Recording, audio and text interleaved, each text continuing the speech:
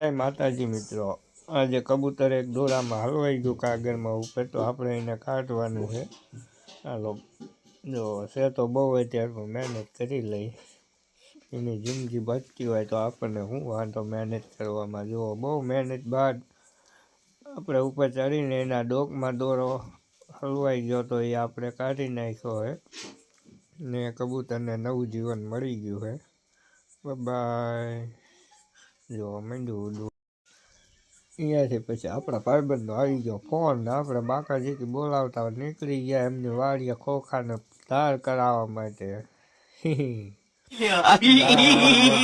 મારે આ શું લા રસ્તામાં તો બહુ જાજા બકરા આડા આવી ગયા. આને ક્યાં બકરા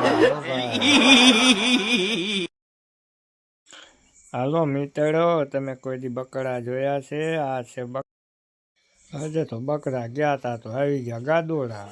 લે હાલ પારે કરી લા તો એક પછી એક આવે હો. કાંઈ વાંધો નહીં, હાલો આપણે પહોંચી જઈએ ભાઈબંધની વાડીએ.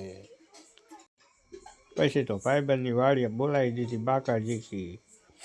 જો ખોખાની થઈ ગઈ ધાર. જો કેટલા શેટા ઘા કરે છે. તમારે મંગાવવું હોય ખોખા સાફ કરવા તો મંગાવી લીજો હો ભાઈ. એક નંબર ક્વોલિટી માલ તૈયાર કરી આપે, ડાયરેક્ટ વેચવા જવાનું.